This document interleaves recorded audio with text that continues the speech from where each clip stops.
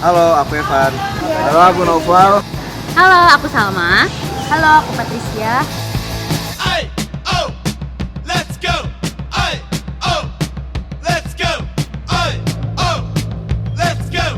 Ay, oh, let's go. Performing in a straight line, going through a tight one.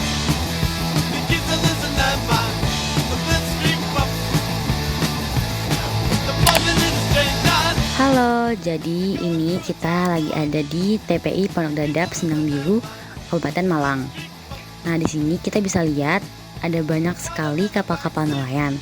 Nah, hal tersebut dikarenakan mata pencaharian masyarakat di sini kebanyakan adalah sebagai nelayan atau pengelola ikan. Nah, ini adalah keranjang-keranjang berisi ikan-ikan hasil tangkap yang akan disuplai ke pasar ikan untuk dijual. They want, I don't know, they're all ripped up. TPI ini juga memiliki bangunan khusus untuk melakukan pengolahan ikan. Seperti di sini bisa kita lihat, bapak tersebut sedang memotong jenis ikan yang mungkin perlu dipotong sebelum dijual. Namun, kegiatan pengolahan tersebut menghasilkan limbah perikanan berupa limbah cair maupun padat. Nah, ini adalah contoh limbah padat yang dapat kita lihat seperti ada sirip, ekor, maupun isi tubuh dari ikan. Kemudian limbah cair sendiri berasal dari proses pembersihan ikan yang air pembuangannya itu dibuang langsung ke laut melalui pipa.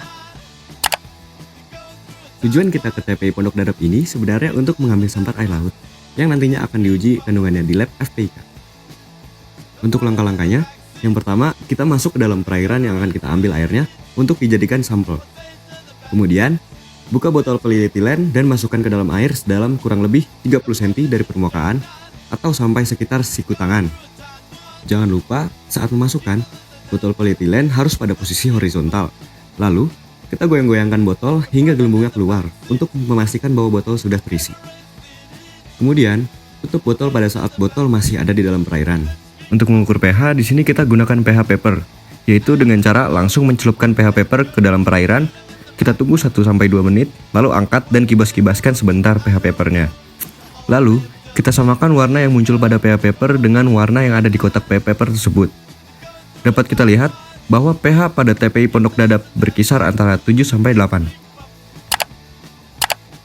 Yang pertama, kita saring 12,5 ml sampel, lalu tuangkan ke dalam cawan Petri. Jika sudah, sampel diuapkan di atas hot plate dan didinginkan. Lalu, tambahkan 0,25 ml asam fenol disulfonik dan aduk dengan spatula. Setelah itu, encerkan dengan 2 ml Aquades. Teteskan NH4OH maksimal 8 tetes hingga menjadi warna kuning. Setelah itu, encerkan dengan Aquades sebanyak 12,5 ml dengan cara diputar pada ujung kuvet. Langkah terakhir, bandingkan dengan larutan standar pembanding yang sudah dibuat dengan cara visual atau dengan bantuan spektrofotometer, yaitu menggunakan panjang gelombang 410 nanometer. Yang pertama, kita mengambil air sampel sebanyak 25 ml, kemudian dimasukkan ke dalam Erlenmeyer berukuran 250 ml. Lalu, langkah selanjutnya, tambahkan 4,75 ml KMNO4 dengan menggunakan buret dan tambahkan 5 ml H2SO4. Selanjutnya, panaskan menggunakan hot plate sampai suhu 70 derajat Celcius, lalu diangkat. Setelah diangkat, tunggu suhu turun sampai 60 derajat Celcius untuk ditambahkan Na oxalate dengan normalitas 0,01 secara perlahan, hingga tidak berwarna. Kemudian, lakukan titrasi dengan KMNO4 dengan normalitas 0,01 sampai berubah warna menjadi pink. Yang terakhir, catat volume yang terpakai mililiter titran dan dicatat titran yang digunakan. Langkah pertama, kita masukkan air sampel sebanyak 25 ml. Kemudian tuang ke dalam Erlenmeyer berukuran 50 ml. Tambahkan 1 ml amonium molybdate, lalu tambahkan 5 tetes SnCl2 dan homogenkan.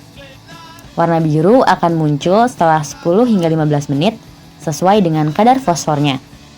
Selanjutnya, kita membandingkan warna biru air sampel dengan larutan standar baik secara visual atau dengan spektrofotometer, yaitu menggunakan panjang gelombang 690 nanometer.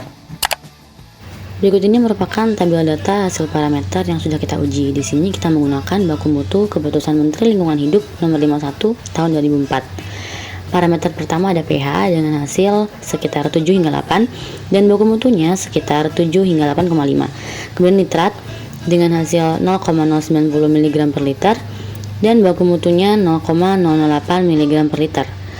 Kemudian ortofosfat dengan hasil 0,032 mg per liter dengan baku mutu 0,015 mg per liter.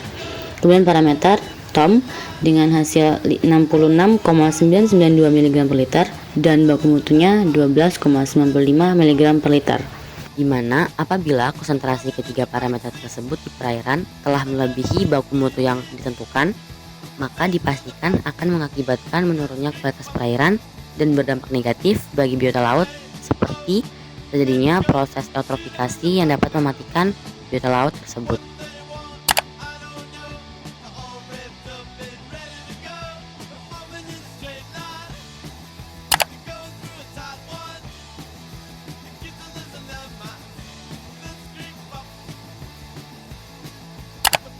Pesan terhadap project base mata kuliah pencemaran laut tentunya ada lika-liku yang terjadi, namun rangkaiannya itu berjalan tetap seru.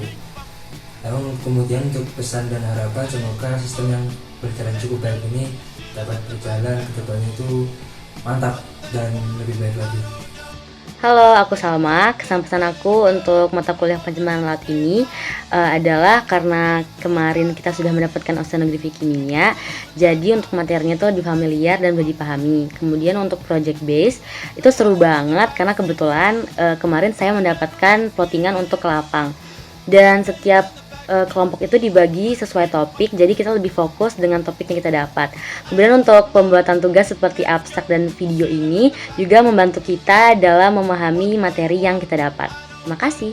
Pesan dan pesan saya terhadap mata kuliah pencemaran laut sendiri sudah cukup baik, apalagi ditambah project-nya sangat seru sekali. Dan saya di sini mendapatkan kelompok yang juga sangat menyenangkan. Terima kasih. Pesan dan pesan saya terhadap mata kuliah pencemaran laut ini seru dan menyenangkan, terutama karena praktikumnya sekarang project based, jadi kami bisa lebih mendalami topik yang diberikan. Kesan dan pesan saya untuk pencemaran laut yaitu materinya sangat bermanfaat bagi mahasiswa ilmu kelautan untuk mengetahui sebab dari pencemaran laut itu sendiri. Kemudian untuk project base menurut saya sangat bagus karena dengan diadakannya tugas video seperti sekarang ini, kita dapat lebih mengekspresikan diri kita masing-masing. Di perairan jiwa.